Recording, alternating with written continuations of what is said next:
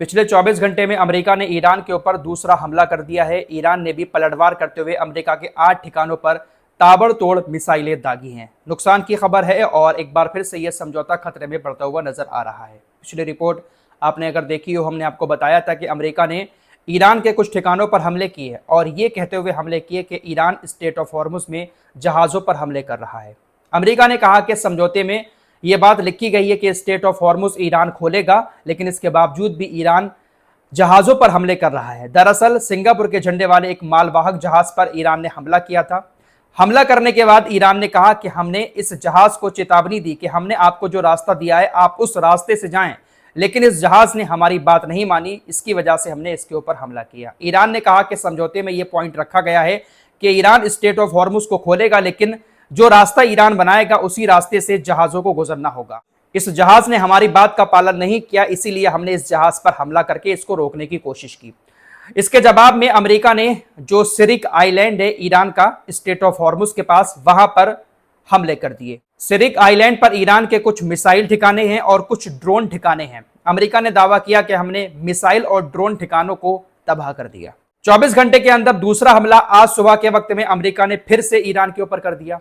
हमला करने के बाद अमेरिकी सेंटकॉम ने एक बार फिर से यही बात बोली कि ईरान ने एक और तेल के टैंकर को स्ट्रेट ऑफ हॉर्मुज में हमला करके निशाना बनाया, जिसकी वजह से हमने ईरान के कुछ ठिकानों पर हमले किए। मतलब सीधी बात यह है कि स्ट्रेट ऑफ हॉर्मुज में ईरान जहाजों पर हमले कर रहा है और पलटवार करते हुए अमेरिका ईरान के ठिकानों पर हमले कर रहा है। अमेरिका ने आज ईरान के ऊपर जो हमले किए वो हमले भी स्ट्रेट ऑफ हॉर्मुज के किनारे ईरान की जो चौकियां बनी हुई हैं उन पर किए। IRGC ने इन हमलों के बारे में जानकारी देते हुए कहा कि समुद्र के किनारे हमारी जो 5 चौकियां बनी हुई हैं उस पर अमेरिका की सेना ने हमला किया। पलटवार करते हुए IRGC ने भी मिडिल ईस्ट में कुवैत और बहरीन के अंदर अमेरिका के 8 ठिकानों पर ताबड़तोड़ बैलिस्टिक मिसाइलें और ड्रोन से हमला किया। IRGC अमेरिका के हर हमले का जवाब फौरन दे रही है। IRGC की तरफ से कहा गया है कि अगर हमारे ऊपर हमले जारी रहते हैं तो आने वाले कुछ दिनों में आप लोग देखेंगे कि अमेरिका के ठिकाने नरक बन गए हैं। हम इस तरह से अमेरिका के ठिकानों पर हमले करेंगे कि अमेरिका के ठिकाने नरक बन जाएंगे। समझौता खतरे में पड़ता हुआ नजर आ रहा है और इसके पीछे कहीं ना कहीं इजराइल का हाथ है। ट्रंप ने कल वाले हमले को लेकर भी पोस्ट किया था कि ईरान ने 4 ड्रोन से एक जहाज पर हमला किया, जिसके बदले में हम ईरान के ठिकानों पर हमला करेंगे। और आज भी ट्रंप की तरफ से हमले को लेकर पोस्ट किया गया है। ट्रंप ने कहा कि अमेरिका के विमानों ने अभी अभी ईरान के मिसाइल और ड्रोन स्टोर करने की जगहों और तटीय रडार साइटों पर हमला किया है, क्योंकि उन्होंने फिर से सीजफायर समझौते का उल्लंघन किया है।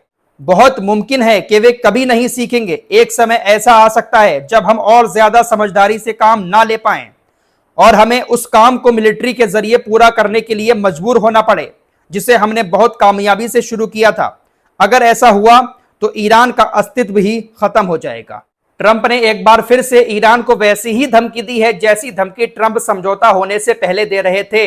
ईरान को पूरी तरह से खत्म करने की बात एक बार फिर से ट्रंप ने की है कि अस्तित्व ही मिट जाएगा, ईरान रहेगा ही नहीं। हम इस तरह से मिलिट्री एक्शन ईरान के ऊपर करेंगे अगर ईरान समझौते का पालन नहीं करता है। ये कोई नई धमकी नहीं है, इससे बड़ी बड़ी धमकियां पहले भी ट्रंप दे चुका है, लेकिन हुआ क्या, सब कुछ आपके सामने है।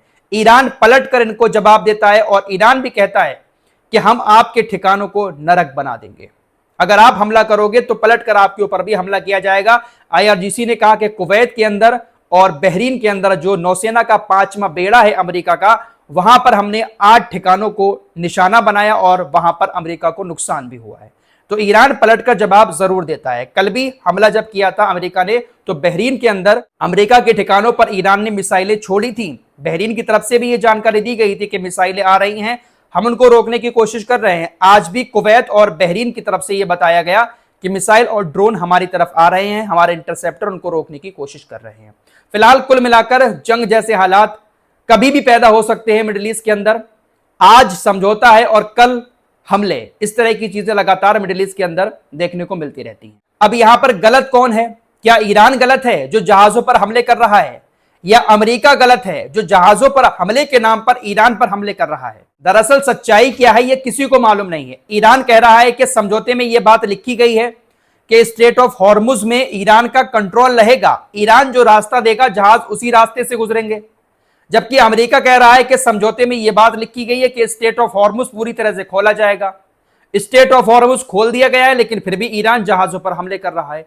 ईरान कह रहा है कि हम उन जहाजों पर हमला कर रहे हैं जो हमारी बात नहीं मान रहे हैं। अगर ईरान की बात पर रहे तो ईरान की बात बिल्कुल सही है। समझौते में अगर यह बात रखी गई है कि स्टेट ऑफ हॉर्मुज खुलेगा, लेकिन ईरान जो रास्ता देगा वहां से जहाज निकलेंगे, तो ईरान बिल्कुल सही है। जहाज अगर ईरान की बात नहीं मान रहे हैं तो ईरान अगर हमला कर रहा है तो यहां पर ईरान बिल्कुल सही है। लेकिन अगर बात नहीं रखी गई है समझौते में, ये उसके बाद अगर ईरान हमला कर रहा है तो कहीं ना कहीं अमेरिका सही है। अब ऐसे में कौन सही है कौन गलत है, दोनों देशों को सामने आकर समझौते की कॉपी दिखानी चाहिए।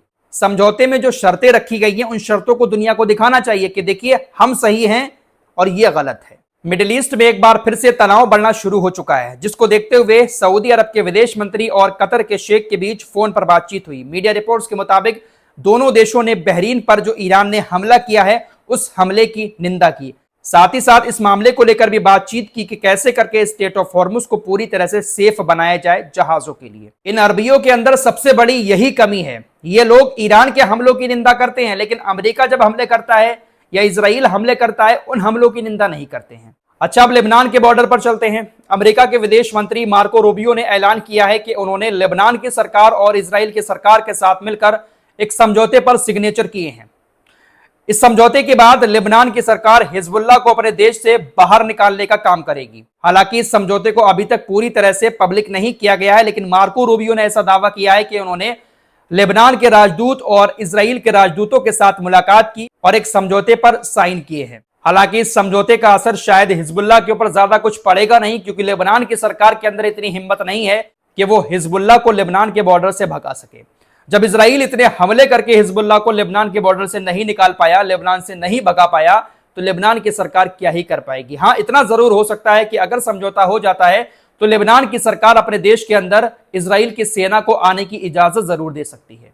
फिलहाल अमेरिका पूरी कोशिश में लगा हुआ है कि लेबनान और इजराइल के बीच समझौता हो। हालांकि ये जो कट्टरपंथी नेता है ये नहीं चाहता है कि लेबनान के साथ इजराइल का कोई समझौता हो, ये तो सिर्फ मारना चाहता है, हमले करके हिजबुल्लाह को खत्म करना चाहता है।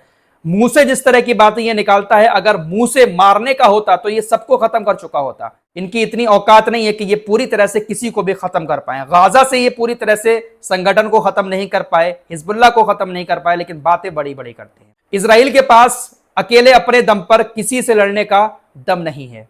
अकेले ईरान ने ही इजराइल को पानी पिला दिया।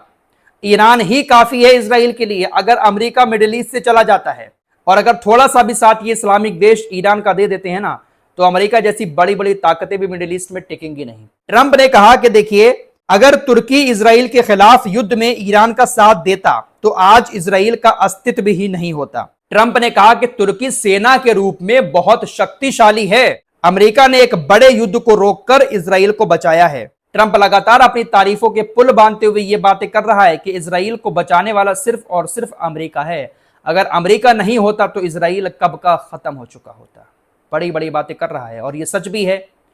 तुर्की जैसे देश अगर ईरान के साथ आ जाएं तो मिडिल ईस्ट के अंदर किसी की औकात नहीं है कि अपना कब्जा कर सके, लेकिन तुर्की आराम से बैठा हुआ है। गाजा के मामले में भी बयानबाजी होती रही और अब ईरान के मामले में भी बयानबाजी हो रही है। कुछ नहीं कर पाता है तुर्की, लेकिन हाँ, ताकत बड़ी है।